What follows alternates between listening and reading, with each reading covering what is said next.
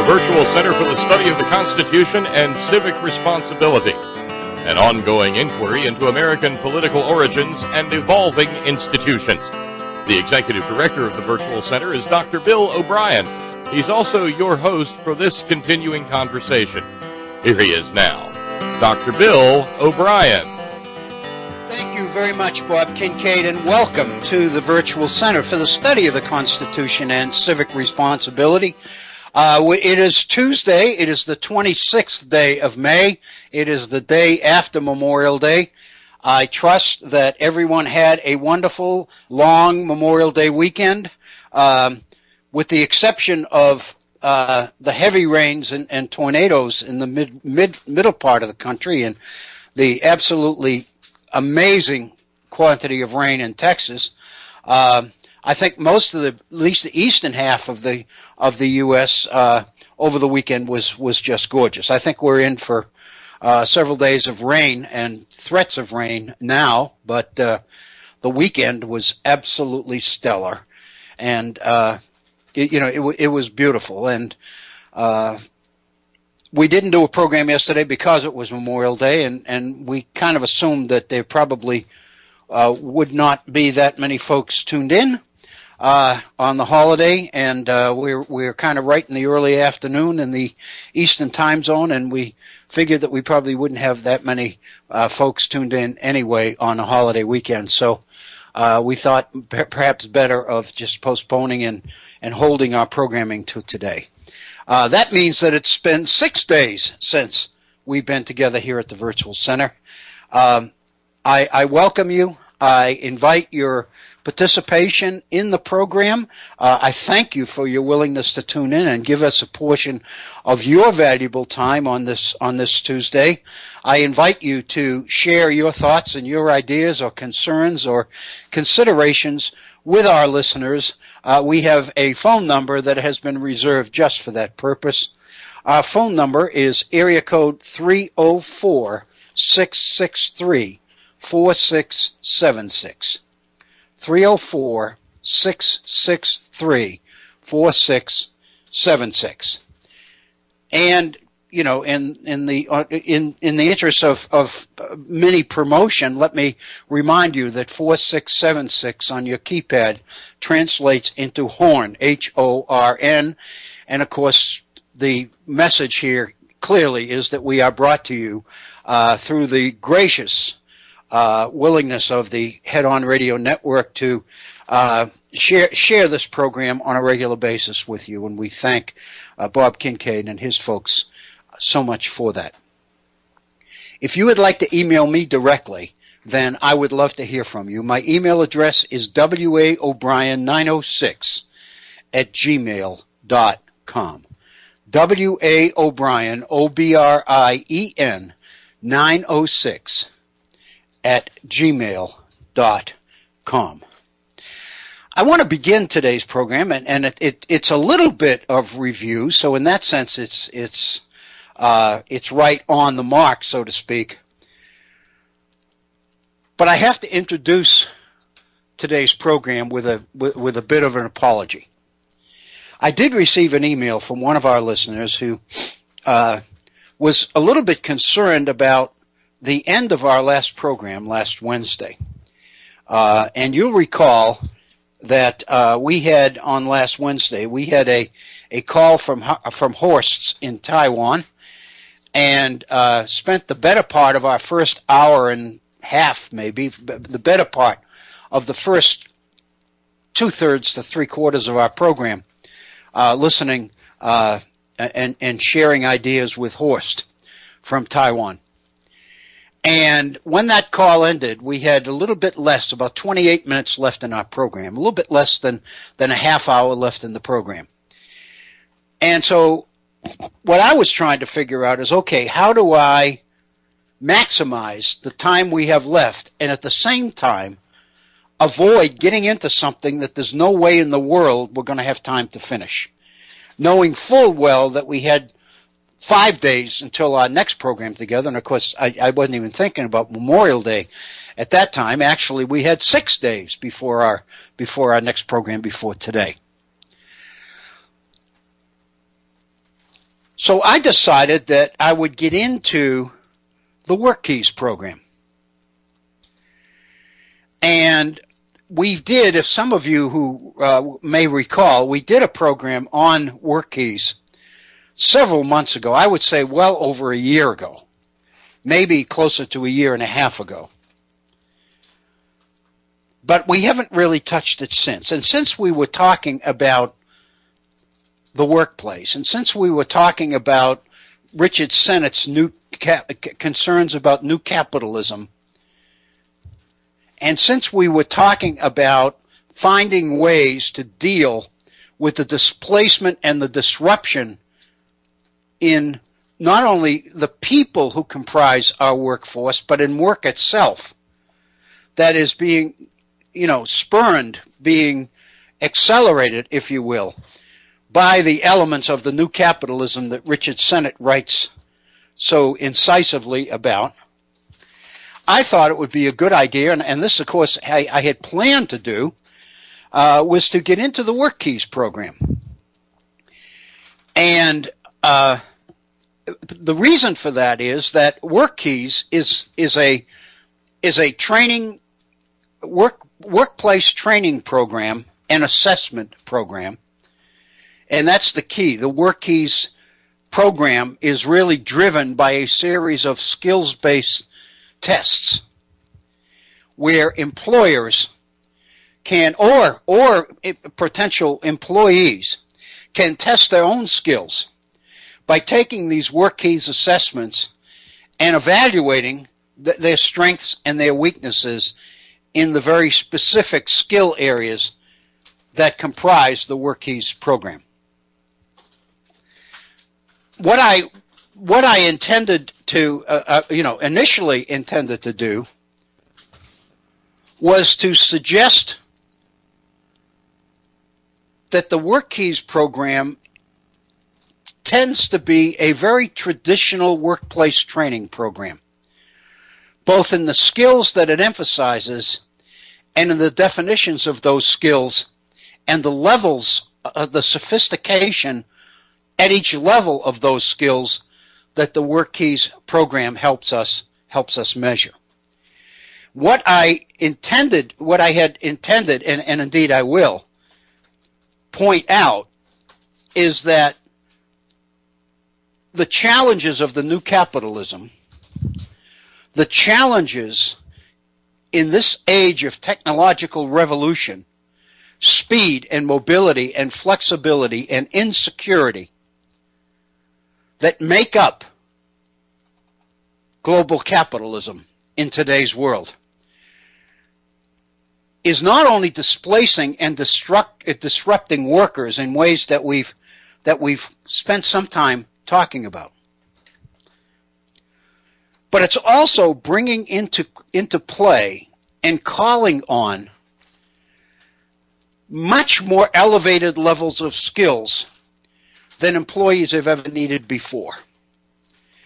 There's no question, if you read, and it seems like there's just an infinite number of people that are making this point, that the one thing everybody agrees on about today's workplace is that the sophistication and the level of skills that people need in order to be meaningfully employed is increasing at an exponential rate.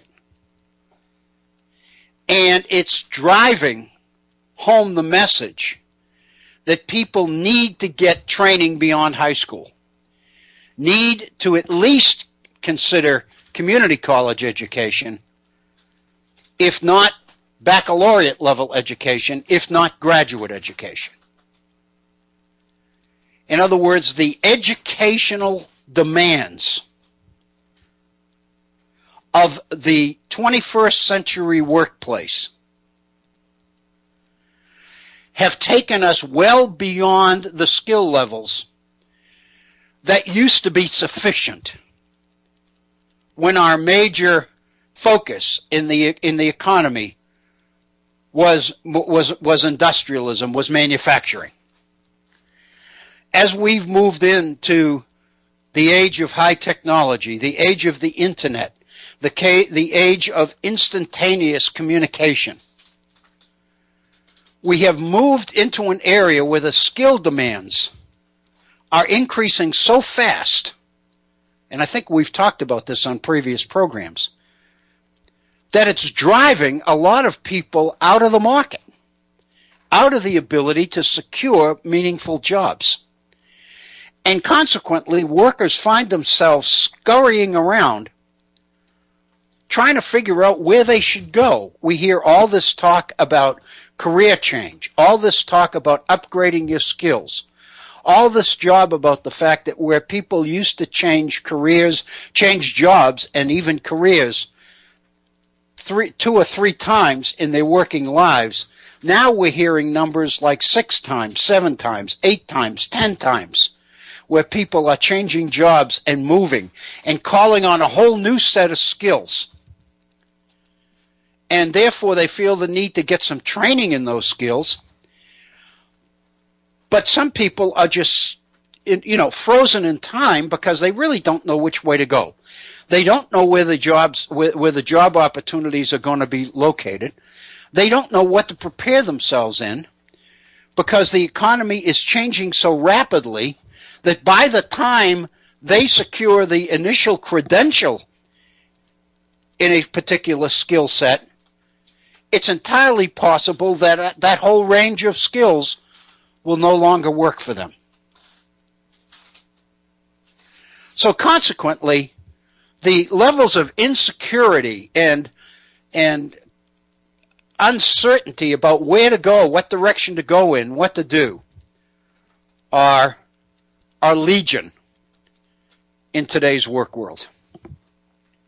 What I thought that I might do to illustrate this transition into much more demanding, much more sophisticated skill levels is look once again at the WorkKeys program. Look at the skills. Look at the elementary levels, the basic levels of those skills. But then consider the fact that those lower levels of these skills no longer apply in today's workplace. And so consequently, what we've reached is a level of challenge in today's workplace that really requires that we move into the upper levels of these skills. The fact of the matter is, these upper levels involve the transition from traditional workplace training into, for lack of a better term, education, higher education. In other words, what has always been true is that the upper level skills in the WorkKeys program constitute the essence of theory, abstraction, analysis, synthesis, research, investigation, building or designing a hypothesis, potential answers, and then testing that hypothesis against the problem at hand. In other words, many of the skills and skill levels that traditionally called the higher education classroom their home are now being demanded in the workplace. And so consequently, that's driving potential workers, employees, toward the upper levels of the traditional workplace skills. In effect, it's excuse me, lost my voice there for a moment. It's bringing together workplace training and education in ways that we've never been able to figure out how to do before. There's always been this separation, this gap this antagonism, if you will, between training and education, between and workplace trainers, management trainers, corporate trainers. Traditionally, the difference between the two was, and this is the past, traditionally the major difference was that workplace training was based on the immediate demands of the job itself. In other words, the job itself required specific skills. And in order to perform on the job, required mastery of those skills. What the workplace program is about is that after extensively surveying employers, the WorkKeys program, which was designed by American College Testing Service, the people that put out the ACT exam, the college entrance exam, the WorkKeys program focused on the most common, the most prominent skills among the most employers. And it's on those skills that the WorkKeys program was built. Where is the apology? I've been running on here now for 15 minutes, but I did begin with the idea that I needed to apologize. At the end of the day, it was very clear to me that I probably should not have gotten into the WorkKeys program with less than 30 minutes left in our program. I thought it was ideal because the WorkKeys program comprises 8 specific skills. And in order to really address the WorkKeys program, I was going to have to identify and explain each of those 8 skills. And I thought, well, with 30 minutes left, I can do 1 or 2 and then finish them up when we come back on the air this week. The problem was that in addressing the first of the skills, which as I recall, was locating information, what in higher education is usually referred to as research skills, it sounded like, and one of our listeners made the point, that it sounded like I was advocating WorkKeys as the solution to the challenges of the new capitalism that we had been talking about, that Richard Sennett wrote about. And the fact of the matter is that's not what I had in mind at all. In fact, what my intention is to indicate that WorkKeys may have worked in yesterday's workplace, but it's not going to work in today's or tomorrow's. At least at the levels that most people test at in these skills. So basically what my intent was to look at each of the 8 skills in the WorkKeys program. Try to provide an example or 2 of each of the basic levels of those skills, but then begin to indicate what would be involved at the upper levels of those skills in order to make the point that where the workplace of today is taking us is out of the training room and into the higher education classroom. So the getting together, the synthesis, the cooperation, if you will, between training and education is finally, after all of these years and all of these efforts, being made in order to successfully address the skill demands of today's workplace. I probably shouldn't have taken this on with so little time left in our program last Wednesday. And I apologize, because obviously if I confused this one listener who took the time to email me, then I obviously confused others. And I didn't want to do that. And I didn't mean to do that. And so I felt that the best thing I can do in today's program, beginning this new week, is to begin by kind of going over where I think we will be able to go and what I think we will accomplish there. That then, once we establish the challenges to skill levels that many of our workers bring to the table, bring to the workplace. Essentially, what we're addressing is, why do so many employers claim that they can't find the skills they need in the contemporary workplace, and they're being forced to go overseas, into colleges and universities overseas, where technology is much more prominent in the higher education classroom, and the kinds of skills they need for things like coding and skills transfer and the ability, and this is stuff we've been talking about all along, off and on, but I think all of it is coming home to roost here. And I think we would be well to try to get our arms around all of it. One of the things, and there are a number of different ways of explaining the difference between skills and education, between training and education from the traditional perspective. And of course, where that takes us into looking at the kinds of skill demands that the current workplace, the contemporary workplace, is placing on our workforce. It's causing insecurity, it's causing fear, it's causing disruption, it's causing displacement, it's causing people to find themselves in a position where they have to take jobs that really are well below their skill levels. It used to be in the work world that people would not get jobs because they were considered by potential employees to be overqualified.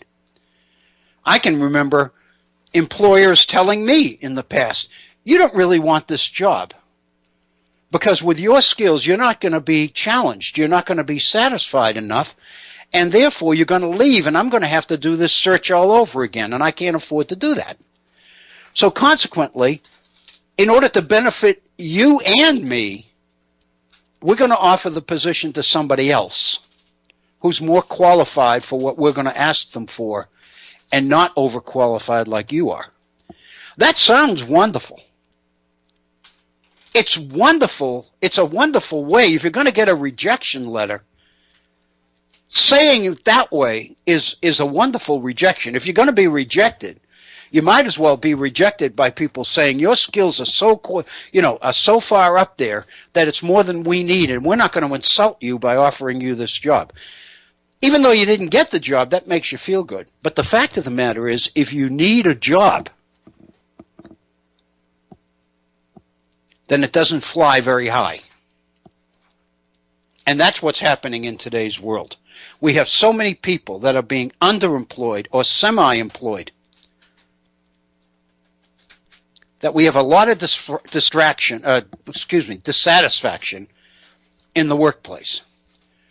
We have despair that is rampant. We have infinite number of examples of people who are beginning to question their own competence, beginning to wonder whether in fact they have any skills at all because nobody's knocking on their door or ringing their phone. The fact of the matter is, the demands of our workplace are changing and increasing so rapidly, I know we talked about this before, that it's becoming extremely difficult, if not impossible, for our educational institutions and training establishments to keep up. Not only that, but in today's world of high technology, in today's more digital world, if you will, what we're finding is that the skill demands of the workplace are exceeding many of the people who are available to work. And the chances are that a lot of us, and I include myself in this group, probably would never, no matter how much training and education we had, reach a level where we could handle some of these job requirements in terms of skills. In other words, what's happening is that we seem to be discarding more and more of our people And what that means is the people who do meet the new standards are doing very well. They're in high demand. They're being well paid. They are, as much as anything else, the upper end of the gap we continue to talk about in inequalities in income. Fewer and fewer people making higher and higher incomes. More and more people following by the wayside because they don't meet and likely would never meet some of the demands of today's technological, interactive, high-speed workplace. So the question is it even possible for our education system to close that gap and prepare more people for it? I would suggest to you that our chances to be successful in education depend to a large degree on our ability to understand what those skills are and then retool our education system in order to give our young people at least a chance at meeting those standards. If I had to identify or pick one particular example that, at least to me, best explains the transition from the workplace of old to the workplace of new, from the old capitalism to the new capitalism in terms of individual work skills. What I would say as my example is that the difference is that training and education used to be based on knowledge, on information, on content, on substance. In order to do a particular job, you had to know this stuff. And if you did know this stuff, then with experience and mentoring from other people to help you and all that, you would gradually pick up the skills that you would need in order to do what the particular job required you to do. But the major emphasis was on the content of the job itself. What you needed to know and what you needed to be able to do in order to complete a job. Now, it's a little bit less specific in terms of job content and much more focused on the abstractions and the theories associated with the skills. In other words, a major demand in today's contemporary workplace is the ability to apply knowledge in totally different settings, totally different circumstances, totally different contexts. In other words, it's what the experts refer to as the ability to transfer skills from one situation to another situation. Example, if you know foreign languages well enough that you can translate from Italian to English, or German to English, or Mandarin Chinese to English, or English to Mandarin Chinese, or something like that, then can you go into today's workplace and transpose data from one language into another? That's coding. It's the ability to transfer, to learn a totally different language, and to basically understand how information and knowledge applies in a number of different settings.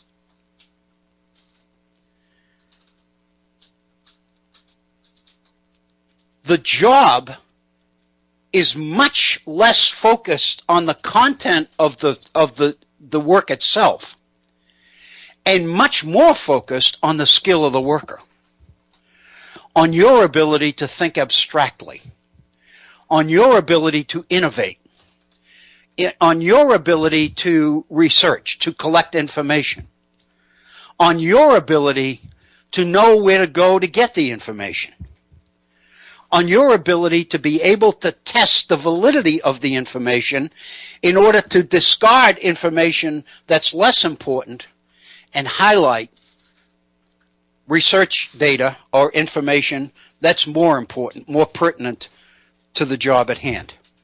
These are the kind of skills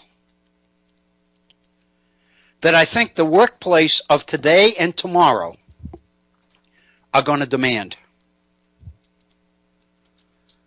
Our education system seems to be best defined by the standardized tests that measure ability and skills.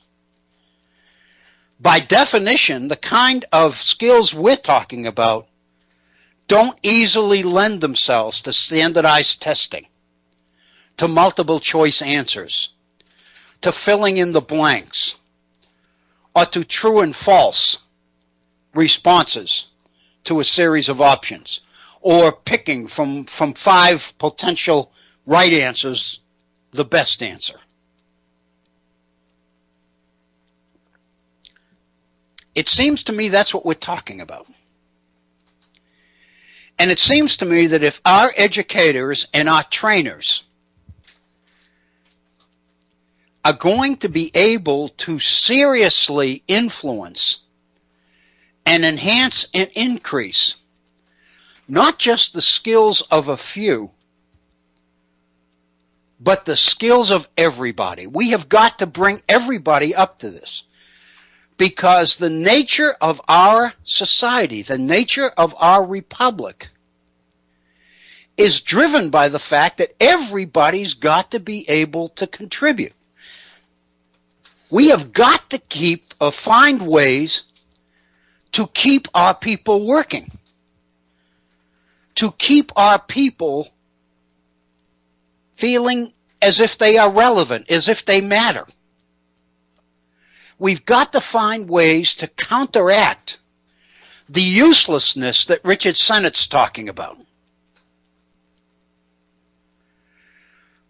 It seems to me before we can do that, though, we've got to understand where we are and where we need to go in order to make that transition happen. I thought that using the WorkKeys program might be a manageable way to illustrate the elements of that transition. But it's not something that you can do in 25 minutes. And I apologize if I confused some of you by trying. With that rather lengthy half-hour introduction, I'd like to return to the WorkKeys program a little bit and reacquaint you with the skills and do the best I can to identify some of the basic levels of these skills, which I think people will clearly understand, because many of them are almost self-evident by the name of the skill itself. But then look at some of the higher level skill demands in these particular skills. Because once we understand the higher levels of these skills, we'll then begin to see where the problems are. Because most of us will begin to appreciate the fact, my education never took me there. I never did that. We didn't have teachers that did that. And I guess what I'm saying is we're going to have teachers that do that. And we're going to have teachers and faculty members and corporate trainers who can do a lot more than that. That's why I believe, and we did one of our most recent programs on unions, that's why I believe that the void or the gap, the missing element in our ability to address these issues lies with a redefined role for unions. People who know the job, who know the workplace, who know the market, and who are well enough trained to assume positions of leadership and guidance and direction in order to bring other people along into this new world. I don't think we're talking about putting trainers out of business. I don't think we're talking about putting college faculty out of business. I think what we're talking about is finding ways that trainers, educators, union leaders, and corporate executives can get together and mutually identify problems, define solutions, and get us there. I think we're talking about a new level, or a new level of cooperation that we've never had before. And if we can't do it, then I believe we're in serious trouble. Before I get back into the WorkKeys program, and again, we've got about 50 left in our program, 50 minutes approximately left in our program today. So I'm not going to be able to deal with all 8 skills today anyway. What I thought I would do is kind of nail down some of the things I've just said by sharing with you a written piece that I've been working on since we last did our program on Wednesday last. I've been struggling, and I mean this sincerely. This was one of the most difficult writing experiences to try to explain this and to put it down in black and white so that not only I understand it, but so that others can understand it too, has been a challenge, has really taxed me in a good way. And so usually I can write a 2.5 page article in a couple of days. I've spent about 4 days on this. Evenings. I mean, I wake up in the middle of the night and I'm thinking of ways that I can address a particular issue, a particular problem, because it touches on so much of what we've been talking about in recent programs and in recent weeks. It touches on so many of the different topics that I've touched on the first half hour of our program today. So if you would bear with me, I would like to share with you what I've got written, because I think that hopefully it'll provide kind of a summary before we go into the WorkKeys program in more detail, although this particular piece doesn't even mention WorkKeys. But what I've tried to do is get into the differences between the workplace of old and the new workplace. I've tried to pay due credit to Richard Sennett. But at the same time, I've tried to take what Richard Sennett has given us beyond where Richard Sennett has taken us. Richard Sennett is a sociologist. And that's very valuable in this particular issue, because most of us are really focused principally on the impact that all of these changes and all this disruption are having on people. That's Richard Sennett's wheelhouse. That's his strength. And while important, it's not all we're interested in. So I think it's necessary to take what Richard Sennett gives us to the next level. Anyway, if you'll bear with me, I'd like to share with you what I think and ways that I've tried to explain some of the differences and some of the nuances, if you will, that we've been talking about.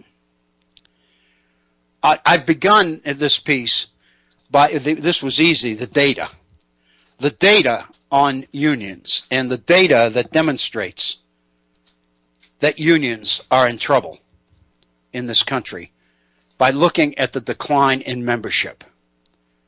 I think we've talked about some of this before, so let me just quickly run over it to kind of refresh your memory. Few would challenge the idea that unions in America, as we've always known them, are on their heels in terms of membership and public perceptions of their relevance.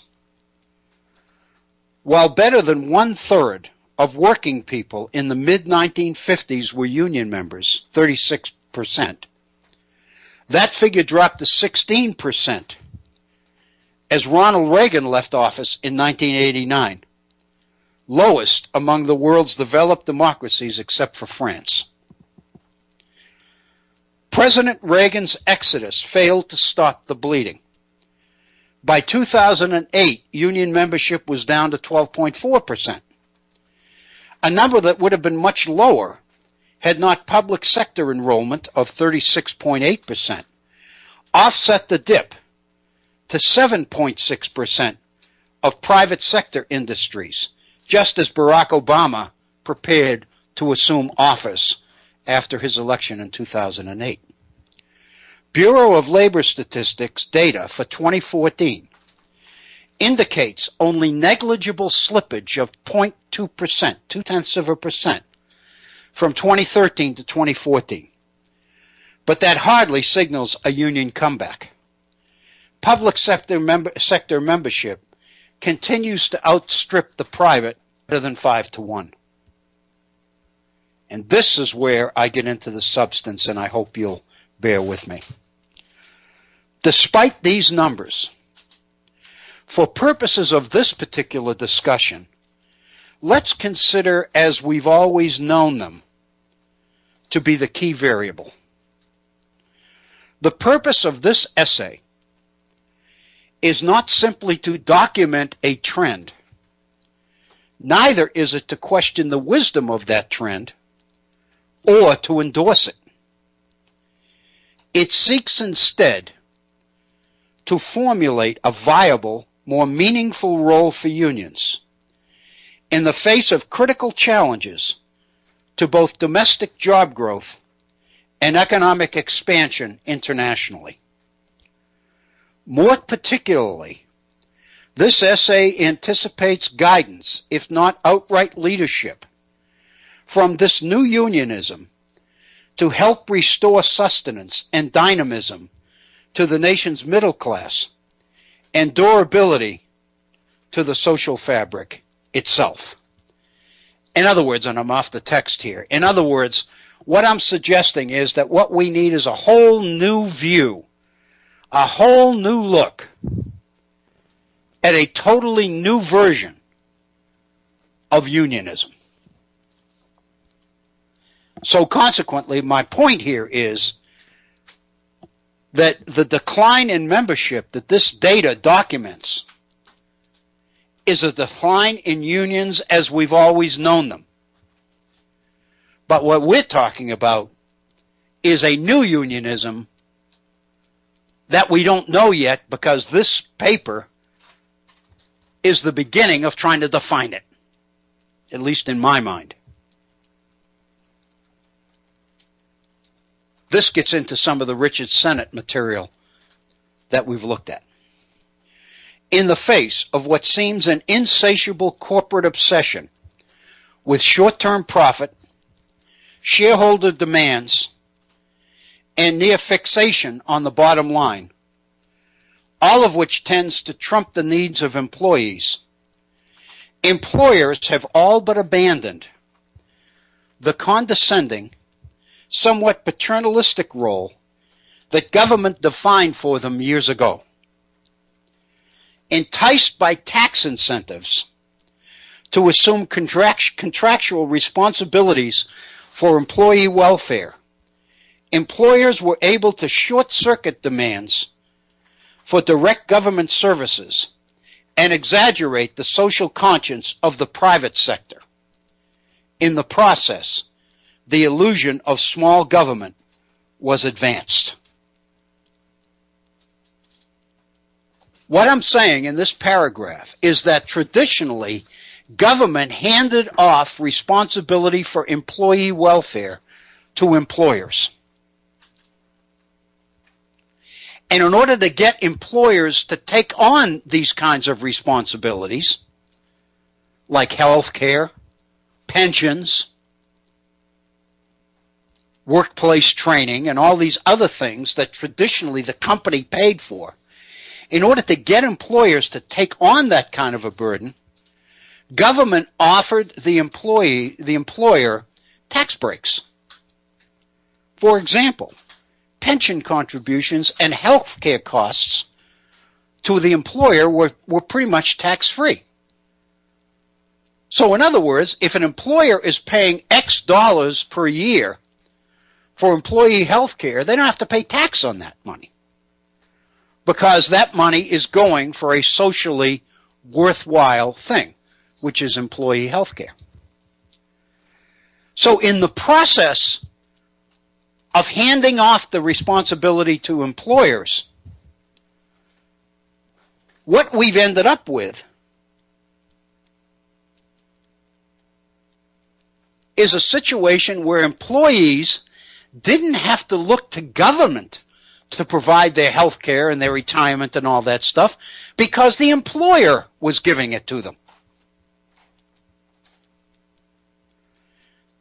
At the same time, this gave the private sector, this gave corporations, employers, an opportunity to brag about their social conscience. We care about people. We're taking care of our own. We're taking care of health care needs of our employees. We're taking care of the retirement needs of our employees. And so this gave companies the opportunity to save taxes, to get tax breaks, and at the same time brag about social conscience, about how socially concerned for people they were. Also, it advanced the idea that government needs to be kept small. And of course, that's the big argument we're having today about the federal government is too big, it's too expensive, it's too intrusive, and all the rest of it. And my point is, all of the stuff about small government is linked to the idea that employers have been covering a lot of the social welfare issues that traditionally government covered.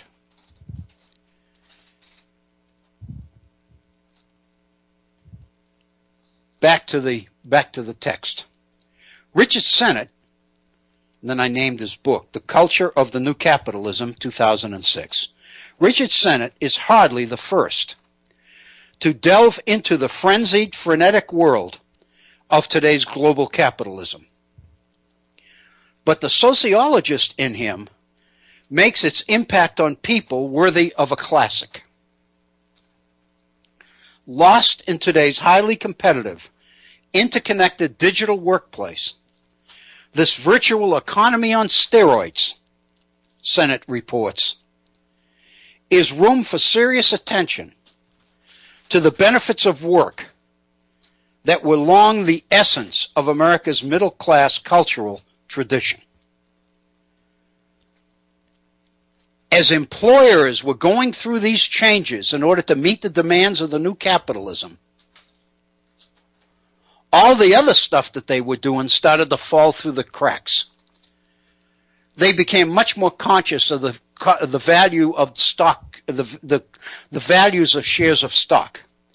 They became much more sensitive to the demands of shareholders and stockholders. They became much more focused on the bottom line. And consequently, they became much less focused on things like pensions, retirement, health care, family considerations of workers, etc., etc. In other words, the needs of workers fell through the cracks, so to speak.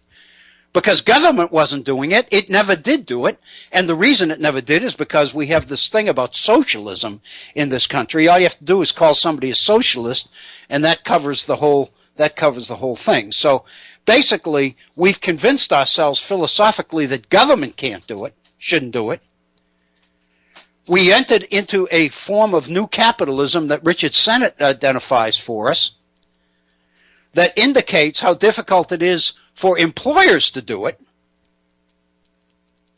So the reality is nobody was doing it.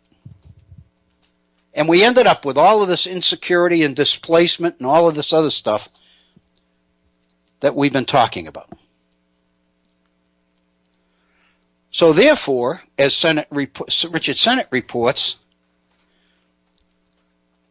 serious attention to the benefits of work that were long the essence of America's middle-class cultural tradition tended to fall by the wayside. Tolerance, dependability, responsibility, self-reliance, pride in a job well done, craftsmanship honed by experience, respect for diversity and teamwork, learning from one's mistakes, important values all, seemingly out of place in today's less secure workplace. Driven to embrace what works, if it's efficient and cost-effective, employers seem only too willing to welcome technological innovation and excuse its disruptive influence on people. Work seems to honor skills over substance, promise over achievement, employee mobility and flexibility more than reliability and past performance. In sum, work seems to be devoid of human compassion and dignity. In what has become a race to the bottom for too many, we turn in desperation to teachers found wanting, to an educational system deemed deficient. In place of inclusive instructional strategies, intended finally to employ everyone, we persist instead in a search to find our most talented, today's version of a natural aristocracy. It is a strategy destined to cast all but a precious few aside, with less time left to address the fate of the fallen. So much for the challenge. Best to look for answers by considering options. If realistically employers no longer can, and philosophically government shouldn't, then the burden seems to fall on workers themselves. Up to now, the displaced and underemployed, those Richard Sennett describes as victims of the uselessness indigenous to the new capitalism, the displaced and underemployed have struggled to make it on their own. Against unrelenting demands for career change, skills upgrades, and learning that's supposed to be lifelong, seemingly impartial measures to quantify potential and document talents assumed to be innate, and too often fruitless ventures into what Yeats called the fabulous formless darkness that is the hell of the consultant. For most of the harsh realities of the downward spiral eventually win out. Let me change that last part again. For most, the harsh realities of the downward spiral eventually win out. In other words, workers have tried to make it on their own. Once we eliminated government, once we entered into a new capitalism that made it impossible for employers to continue to provide all of these services, then workers were on their own. They were being told that they needed to consider career change. They needed to upgrade their skills. They needed to participate in what the experts called lifelong learning. They needed to be tested and retested in order to quantify their human potential, their skills, their talents. And too often, many of them took the road that, and I took this myself, of going into business themselves because nobody would hire them. Well, maybe I can become a consultant. Maybe I can sell what I know. And people tried that. But eventually, the harsh realities of the downward spiral that is underway wins out. As individuals, we cannot fight this fight and win it. Enter a new unionism. A syncretic, multifaceted plan to accommodate the essentials of remediation, renewal, vision, and sensitivity, both to system and to the human complexities of a changing, more competitive work environment and the dynamic repercussions these impose on governments, economies, entire societies, and people. In other words, once we reach the point where unions seem to be the obvious answer, then we begin to define what it is that we're looking toward these new unions to do for us. To transform unions from reactive, antagonistic, ostensibly self-serving organizations into more proactive, visionary entities, sensitive to the needs of employers and workers alike. The new union agenda is to redefine the nature of work in our society so that it does not compromise but complements employer competitiveness. To champion the value of work by respect and dignity to those who provide it. To broker, in conjunction with employers and government, society's challenge to deliver education, health care, retirement, financial, and related human services to workers and their families.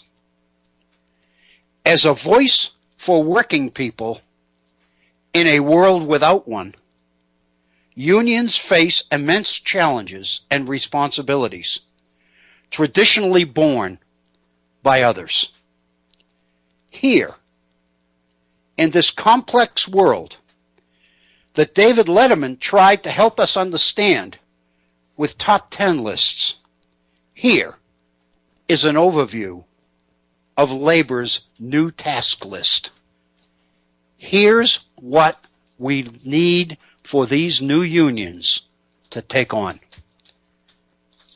And after this, I have listed 12 specific roles that unions will need to perform in order to make it possible for working people to deal with the realities of Richard Sennett's new capitalism. I think this is important. I think that this fits so very well into the mission of the Virtual Center. Because our focus as the Virtual Center for the Study of the Constitution is on the basic elements and operation of the Republic. But the Virtual Center also is responsible, or is supposed to be addressing, civic responsibility.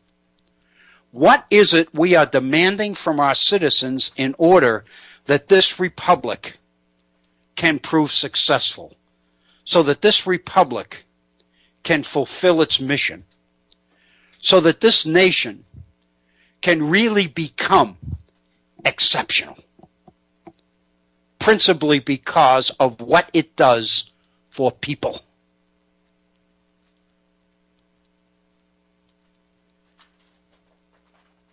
It seems to me then that the specific roles, duties of this new unionism, and I mean, this is not in concrete, obviously. I wrote this, but I really believe that there's room for manipulation, for maneuvering, for compromise, and all of this. But I wanted to share with you this list of 12 things. And we can go back over them in future programs. We can focus on specifics. In other words, in order to keep the length of this down, I couldn't go into details about each one. But there are details that are important about each one. And I'm more than willing to pursue those for a few or for most of the items on this particular task list. But at this point, and we're down again, as we were last Wednesday, to a little bit less than 30 minutes left in our program. So let me make sure that in this 30 minutes, we at least identify the 12 areas. And then we can go back and consider them in more detail tomorrow and in future programs. Then it seems to me we need to go to the idea of work keys and show how this transition is explainable, is to be clarified, can be clarified by looking at the elements, if you will, of the particular workplace skills. I believe, as I consider the mission of the Virtual Center in the areas of civic responsibility, it is absolutely vital that we realize that the elements of what we call civic responsibility in this republic, the duties, the challenges, the responsibilities of citizenship in this society, in this republic, are all based on certain assumptions. Namely, that people have a job, that people have a roof over their head, that people have food on the table, that people have access to educational opportunity, that people have health care. I personally believe that health care is not a commodity that you buy, and those with a lot of money can buy a better, bigger form of that commodity than can others. I believe that health care in the 21st century is a human right. I think it's not something that should be available to some. I think it is something that a civilized society owes everybody. In other words, I believe that all of the elements associated with what we call civic responsibility absolutely demand that some of the insecurity, the displacement, and the disruption in the lives of so many of our citizens need to be addressed successfully before we can ever expect civic responsibility as we would like to believe in it can ever happen. So I believe that this material is absolutely vital to the mission of the Virtual Center. With that, then, let me get into the specifics of this union task list. First, in other words, every one of these begins with a verb because every one of them requires that unions do something. The new spokesman, the spokesman for the new unionism, do something. First, assist higher education curriculum designers in a customized, multidisciplinary business management program tailored to the leadership and followership implications of today's new leaders, new union leaders. In other words, we need to design an educational program for the education of these new leaders. It teaches them not only how to manage employees, it teaches them the essence of followership as well. How do we work in teams? How do we increase and enhance the level of respect and tolerance and support and required interpersonal communications and all of these other things that absolutely are demanded in this new capitalism? I've proposed calling the major, this new degree program, something like Quality Assurance, Union Leadership, and the Global Economy. Second, broker the systemic and market challenges confronting employers with the education and skills-based upgrades these impose on work and those who perform it. By broker, I mean bring together. Bring together the systemic, in other words, the capitalism part, the system part, and the market challenges that confront employers. Union leaders need to understand and appreciate the pressures and the stresses that shareholders, competition, technology, and all of these other things impose on the employer. No longer can we expect union people to stand back and say, I don't care what your problems is, I got my own problems. We've got to realize that the only way to successfully address these problems is by working together on them. And in order for that to happen, this new program, this new major, if you will, this new degree program, needs to educate the leaders of the new unionism in economic system and market challenges of the new capitalism so that they will know and understand and empathize with the pressures and the stressors on employers and the challenges that these impose on work and on the people who do it. Third, union leaders need to identify specific contributions to quality assurance and organizational decision-making that union spokesmen will bring to the corporate boardroom. Union leaders need to be able to make meaningful contributions to corporate decision-making. We need to reach the point where union spokesmen do not have to sneak into the boardroom, but rather are invited in and have a prominent seat at the table because of what they bring to the process.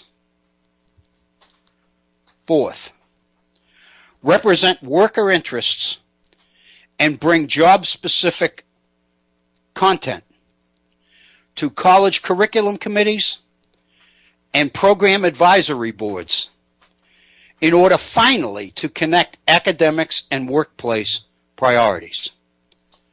We need these union spokesmen to be in the room when colleges design curriculum, when they create programs, when they decide what's going to be in specific classes. When a particular institution, like a trade school or a community college, develops a particular curriculum, a particular program or degree or certificate for specific work in the workplace, There needs to be people who do that at the table in order to advise and to recommend content.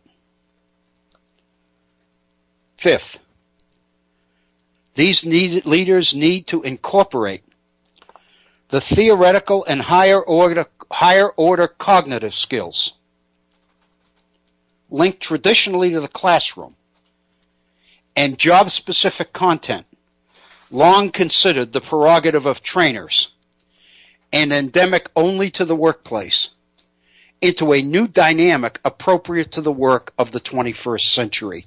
These union leaders are the ones that are going to bring training and higher education finally together.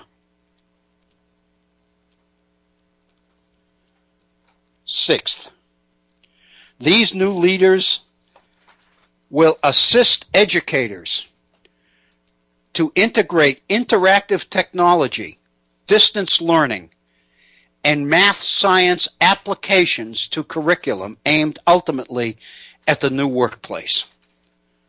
We have got to break the cycle where what happens in the classroom is only theory and abstraction and not applicable into the real world. We have got to bring the realities of the challenges in the world into the classrooms in order that the people learning the theories and the abstractions and the applications can apply what they learn to real problems and real challenges. Seventh, these leaders need to teach educators to apply classroom solution models to real-world work-related problems. Eighth, they need to help broker curriculum and workplace demands into supervised internships to build the benefits of on-site experience into academic programming. We talked about this some time ago, a few weeks ago. We were talking about cooperative education, where people who are full-time students take a semester or half a semester and actually work in the field doing the job that they are getting a degree in. What that means is, what those are called in education are internships. What we need to do is make sure that every academic program in every institution includes at least one internship, one real-world work experience, where you not just work, but rather you work and learn while you work. That's where these things like reliability and self-respect and tolerance and all of these other things come into play. Next, these folks need to help prepare students and qualified adults for the challenges of coding and skills transfer by building real-world applications into math and science curriculum and training. We need to get away from this idea that only 1 out of every 15 of our kids can do math or can understand science. We need to make the applications of mathematical principles and scientific reality applicable in the problems of today's world. We need to bring the problems of the real world into the classroom. And then we need to demonstrate for students how math applications and science applications can help us solve some of these problems. People need to see how it works, not just figure out how to solve equations and abstract problems that don't seem real to anybody. 10th, these leaders must acquaint government planners and regulators to the concerns and the perspective of workers during policy development and program implementation sessions. We need the voice, the representation of workers at the table. When government committees are drawing up legislation and new policies, we need to make sure that there are more people involved in the design and development of programs than corporations, than corporate attorneys.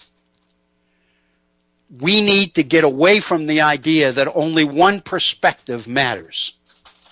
Given what's happening to work and to workers in our country, in our world, we need to make sure that they are represented at the table. And we need to make sure that the people who represent them and speak for them know what they're talking about. We need to prepare them and prepare them well. 11th, they need to bring a worker job growth perspective to Federal Reserve deliberations on taxation, long driven principally by investor considerations exclusively. When the Federal Reserve is discussing tax changes to slow down the economy or to speed up the economy, to create jobs, or to slow down the economy which is going to cost jobs, there needs to be a voice for workers at the table. The perspective of working people needs to be considered in Federal Reserve Board determinations. 12th, these folks need to plan for implementation of union-managed health care, retirement, investment, and education responsibilities traditionally performed by employers. We need to begin the process where union representatives and organizations will gradually assume the responsibility for worker retirement, worker health care, worker education, and training. We need to make sure that the voice of workers represents workers.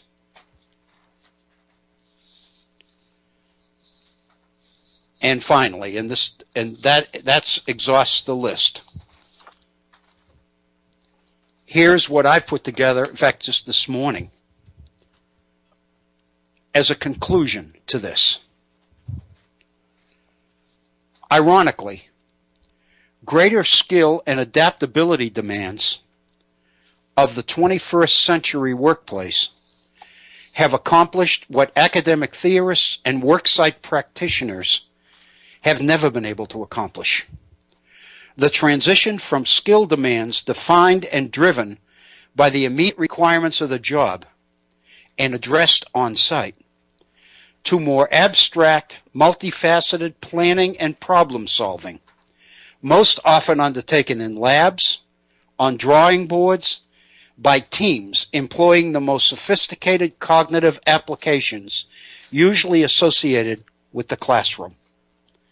At long last, education and training, the twain that could never meet, now has. The complexities confronting the new unionism call for enough economics to grasp the pressures on employers, enough psychology and sociology to anticipate, minimize, and treat the effects of those pressures on workers, enough international relations to address the global tensions affecting work and those who perform it, enough political savvy to master the intricacies of affecting relationships between government, corporations, and the workforce, enough history to learn from past mistakes and project likely outcomes, and enough familiarity with technology and cyberspace to anticipate trends and derive the Internet's maximum benefits. James Madison told us, quote, that knowledge will forever govern ignorance. People who mean to be their own governors must arm themselves with the power which knowledge gives. In tomorrow's more challenging workplace, unions will put this formula to its most severe test. That's what I was able to come up with in an effort to try to pull all of this stuff together and make sense out of it as it makes sense to me. I don't claim to be the most knowledgeable by any means, but I do believe that it's well beyond time, well past time, when we begin to look at these challenges as interrelated, connected issues, and recognize that to solve them, we need to go at the whole enchilada rather than just pieces of it. The piecemeal approach that we've traditionally taken to some of these challenges, the traditional piecemeal approach that we've taken to education, where students will say, oh, I don't need to write in a history class. We learn writing in English. Or, why are you giving me all of these numbers and all this data? This isn't a math class. Or why do I have to, look at research results? This isn't science. We've got to stop educating people that way. And we've got to begin to enable them, to allow them to see the interconnectedness that is the reality of today's world. We have traditionally been sending out people, highly skilled and highly trained, site-specific areas. And if anything changes, if they're confronted by things that they didn't get a degree in, they're helpless. We keep talking about thinking out of the box. But when you think about it, most of what we do in educating students, most of what we do in training workers, comes in a box and only makes sense as long as it's in that box. If you take it out of that box and put it somewhere else, it becomes new information, a new challenge. You can't test me on this. You never taught us this. That's what we need to begin doing. At the risk of suggesting a direction that I don't want to go in at this point,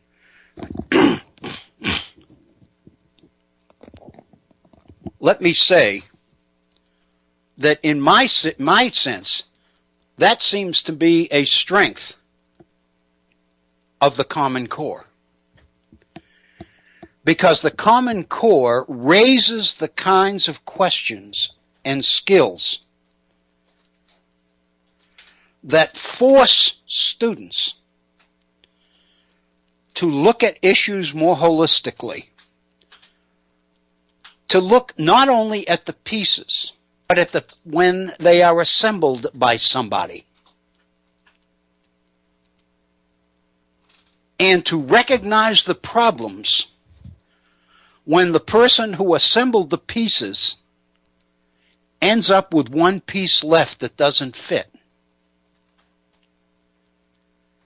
We have got to stop the tendency to eliminate the tendency to say, oh, if there's one piece that doesn't fit, then it must be a mistake on the person who cut the pieces, who made the puzzle. No.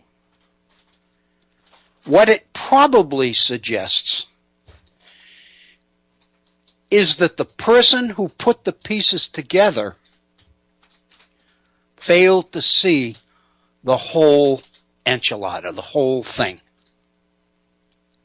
And what has to happen is we have to go back and we have to reattach, reconnect the pieces until all of them find their place.